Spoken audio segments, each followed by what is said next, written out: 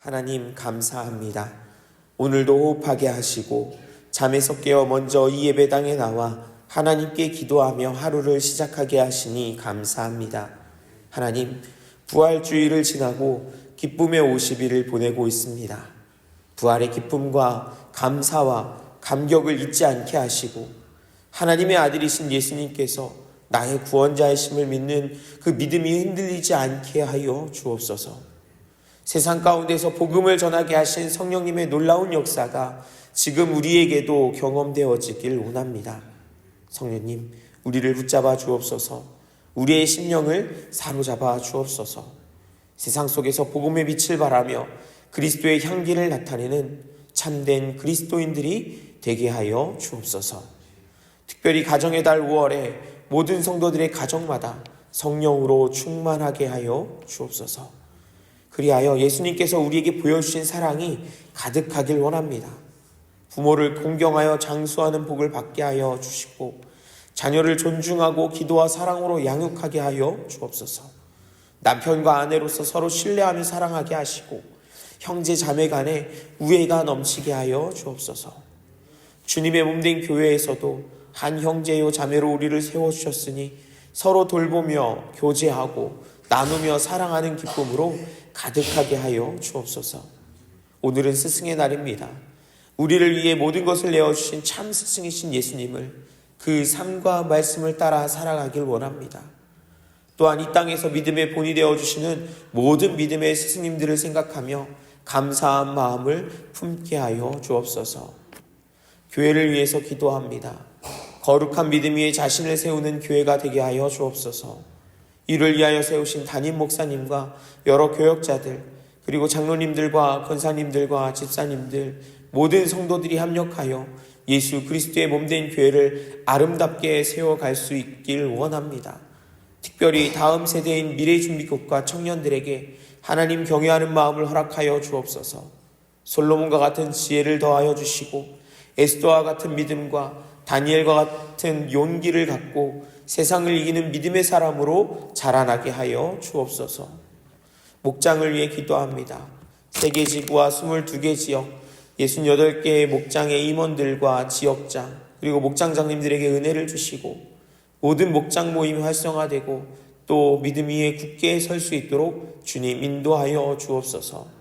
특별히 환우들과 어려움에 처한 성도들을 살피고 신방하며 위에서 기도할 때에 하나님, 그 모든 모임들을 통해 하나님의 사랑을 함께 나누는 귀한 공동체가 되게 하여 주옵소서.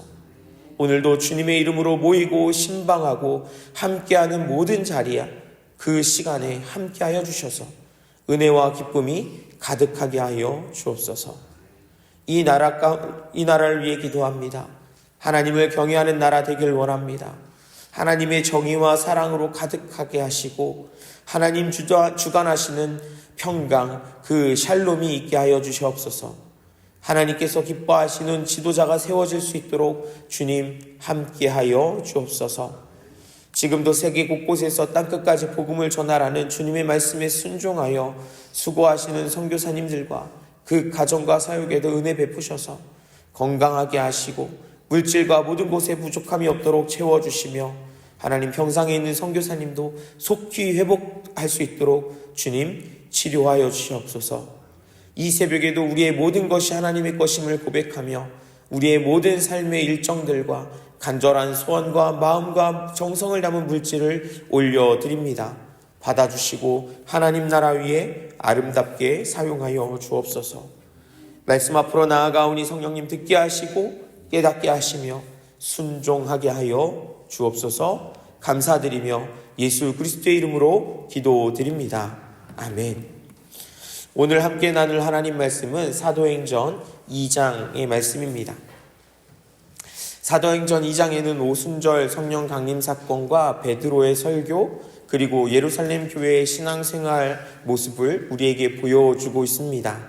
먼저 1절부터 4절까지 말씀을 같이 읽어보겠습니다.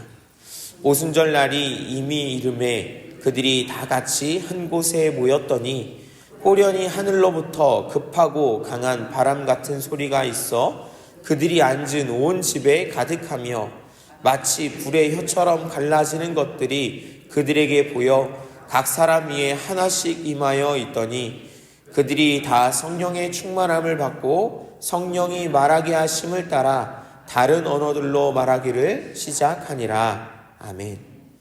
오순절은 구약에서 맥추절 그리고 칠칠절이라는 이름으로 불려졌습니다.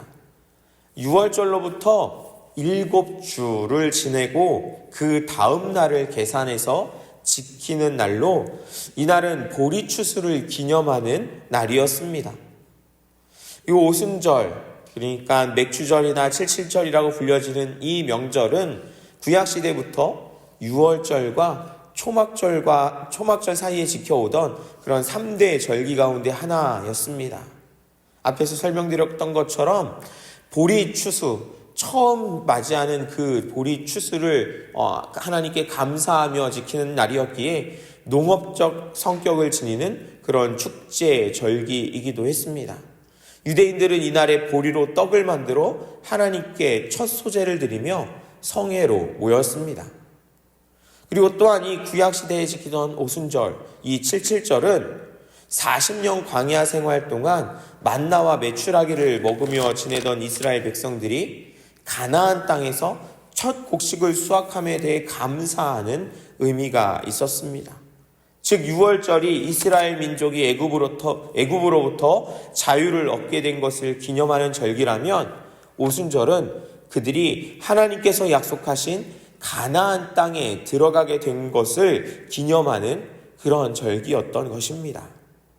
그렇기에 5절에 보시면 경건한 유대인들이 천하 각국으로부터 예루살렘에 몰려 들어와 있었다고 합니다. 디아스포라 유대인들이 이 절기를 지키기 위해 예루살렘으로 몰려들 만큼 오순절은 매우 중요한 절기였던 것이지요. 오늘 본문 성경 2장 1절은 이 오순절 날이 이미 이르매라고 하면서 시작하고 있습니다. 이미 이르렀다라고 하는 이 헬라어 원어를 번역된 헬라어를 보면은요, 가득 채우다라는 의미를 가지고 있습니다. 그러니까 직역해 보면 오순절이 가득 채워졌을 때라고 할 수 있는 것입니다. 이 표현을 이해하려면 유대인들의 문화를 조금 알면 좋습니다. 당시 유대인들은요, 6월절로부터 시작된 명절 분위기를 오순절까지 쭉 계속 이어갔다고 합니다. 그러니 6월절부터 오순절에 이르는 이 50일이나 되는 긴 명절을 지키면서 이 오순절이 되었다는 것은 이제 명절이 끝이 가까이 왔다, 다 되었다, 이 명절의 기간이 가득 채워지고 있다라는 것을 의미하는 것입니다. 그런데 여기서 우리가 생각해 봐야 할 것이 있습니다. 예수님의 고난과 십자가 사건입니다. 예수님께서 잡히신 날이 바로 6월절 전날입니다. 6월절에 예수님께서는 십자가에 못 박혀 죽으셨습니다. 그리고 사흘 만에 부활하셨지요. 우리는 예수님을 6월절 어린 양이라는 표현으로 많이 기억하고 또 부르고 그 의미를 되새기기도 합니다. 이후로 부활하신 주님은 40일 동안 제자들과 함께 하셨고 그리고 하늘로 올라가셨습니다. 그리고 나서 대략 열흘 정도가 지난 후에 이 오순절이 된 것입니다. 성경은 예수님의 십자가와 성령 강림의 사건이 따로 떨어져 있는 것이 아니라 계속해서 연결된 선상에 있다라는 것을 이 본문을 통해서, 이 말씀을 통해서 우리에게 보여주고 있는 것입니다. 오순절 성령 강림 사건은 6월절 예수님의 고난과 핍박에서부터 시작된 하나님의 구속사의 대미를 장식하고 있는 아주 중요한 사역, 역사였던 것입니다.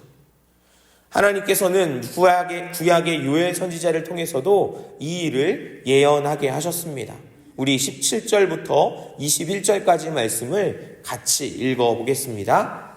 하나님이 말씀하시기를 말세 내가 내 영을 모든 육체에 부어주리니 너희의 자녀들은 예언할 것이요 너희의 젊은이들은 환상을 보고 너희의 늙은이들은 꿈을 꾸리라.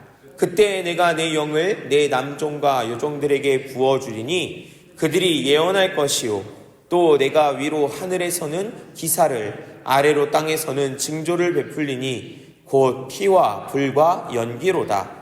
주의 크고 영화로운 날이 이르기 전에 해가 변하여 어두워지고 달이 변하여 피가 되리라. 누구든지 주의 이름을 부르는 자는 구원을 받으리라 하였느니라. 아멘. 성령님은 분명 성부, 성자와 함께 삼위일체 하나님이십니다. 오순절 강림 이전에도 성령님은 여러 사람들에게, 하나님의 사람들에게 임하셨습니다. 하지만 일부 특별한 사람들에게 임하셨습니다. 그런데 요엘 선지자를 통해서 하나님의 영, 이 성령이 모든 육체, 모든 사람들에게 부어질 때가 올 것이라고 말씀하셨는데 바로 오순절 성령 강림이 그때라는 것입니다. 우리가 이 가사로 이 말씀을 가사로 찬양을 부르곤 하죠. 자녀들은 예언할 것이요 청년들은 환상을 보고 아비들은 꿈을 꾸리라. 주의 영이 임하며. 이 말씀처럼 성령이 불의 여처럼 갈라지며 다 같이 한 곳에 모여있던 사람들 각자 한 사람 한 사람에게 충만하게 임했고 그리고 또 놀라운 일이 벌어졌습니다. 바로 서로 다른 언어로 말하는 것, 방언으로 말하기 시작한 것입니다. 이 명절을 맞이해서 여러 지역에서 예루살렘에 찾아왔던 유대인들이 이것을 보고 이 방언으로 말하는 것을 듣고 무척 놀랐습니다. 성령 충만을 받은 성도들이 그들이 살던 지역의 언어로 말하는 것을 듣게 되었기 때문입니다. 성경을 보면 정말 다양한 곳에서 왔다는 것을 보게 됩니다. 9절부터 보면 바데인, 메데인, 엘람인, 메소포타미아와 갑바도기아, 본도, 아시아, 부르기아, 밤빌리아, 애국과 구레네, 리비아, 로마, 그레데인과 아라비아 사람들, 이렇게 각 지역에서 온 사람들이 각자 살고 있던 지역의 말로, 그 나라 말로 말하는 것을 듣게 된 것입니다. 그것이 곧 방언이었습니다. 그런데 그들이 듣게 된 내용이 어떤 내용입니까? 하나님의 큰 일이었습니다. 120명의 성도들이 성령의 충만함을 받고 각각 방언을 말하고 그곳에 많은 사람들이 몰려들었습니다. 여러분, 뒤에서 보시면 아시겠지만 이때 이 말씀을 듣고 복음을 듣고 3,000명이나 되는 사람이 세례를 받게 됩니다. 그것을 보면 수천 명의 사람들이 지금 이곳에 몰려들어 있습니다. 그러니 어떤 분위기였을까요? 어땠을까요? 어수선하고 혼란스럽지 않았을까요? 어떤 이들은 놀라워합니다. 어떤 이들은 수근수근거립니다. 낮부터 술에 취했다고 조롱하는 사람들도 있었습니다. 그런데 그런 모든 사람들이 성도들의 방언을 통해 듣게 된 공통적인 내용이 있었습니다. 바로 하나님의 큰 일입니다. 여기서 하나님의 큰 일은요, 예수 그리스도, 곧 십자가와 부활을, 그 복음을 말하는 것입니다. 14절부터 나오는 베드로의 설교가 이것을 더욱 분명하게 합니다. 베드로는 사도들과 함께 사람들을 향해서 말씀을 전했습니다. 성도들이 술에 취한 것이 아니다. 요엘 선지자를 통해서 주신 약속이 이루어졌음을 선포하면서 말씀을 이어갑니다. 그리고 그 마지막 결론은요, 예수님이 그리스도이시다라는 것입니다. 우리 36절 말씀을 같이 읽어보겠습니다. 그런즉 이스라엘 온 집은 확실히 알지니 너희가 십자가에 못 박은 이 예수를 하나님이 주와 그리스도가 되게 하셨느니라 하니라. 아멘. 사랑하는 성도 여러분, 우리는 오순절 성령 강림 사건 하면 성령을 충만하게 받은 사람들이 방언으로 각 나라의 말을 하기 시작했다는 사실에 집중할 때가 많습니다.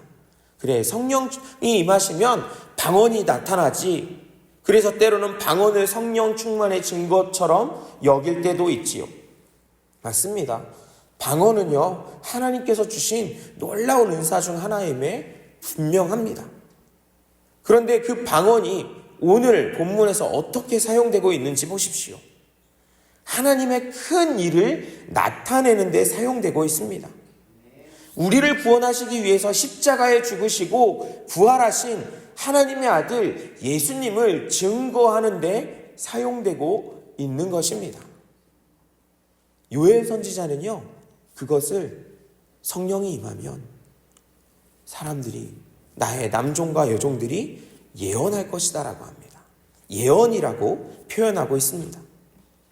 여러분, 예언을요, 단순하게 앞날에 대해서 미리 알고 이야기하는 것으로만 생각해서는 안 됩니다. 성경에서 예언은요, 그리고 예언자들은요, 하나님께서 주시는 말씀, 하나님의 말씀을 전하는 사람들이었고, 하나님의 말씀을 전하는 것을 예언이라고 하며 예언자라고 했습니다.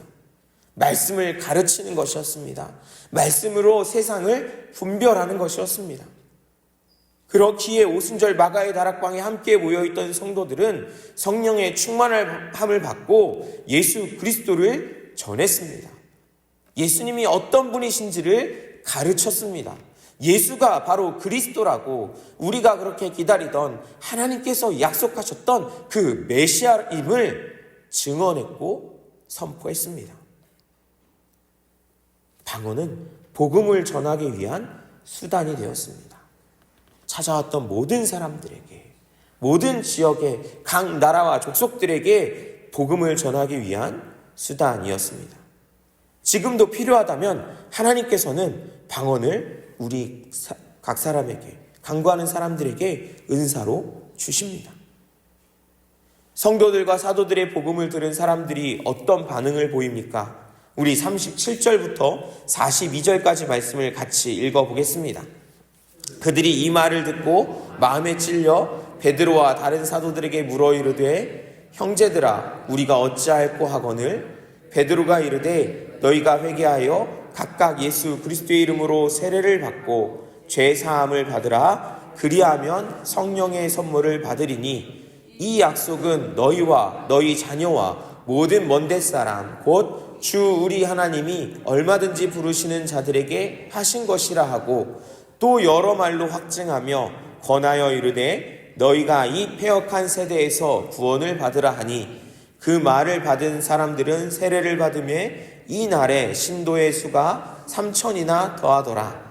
그들이 사도의 가르침을 받아 서로 교제하고 떡을 떼며 오로지 기도하기를 힘쓰니라. 아멘. 복음을 듣고 마음의 찔림을 받은 사람들을 향해 베드로는 회개하고 예수 그리스도의 이름으로 세례를 받으라고 말하고 있습니다. 예수님을 구주로 믿고 고백하라는 것입니다.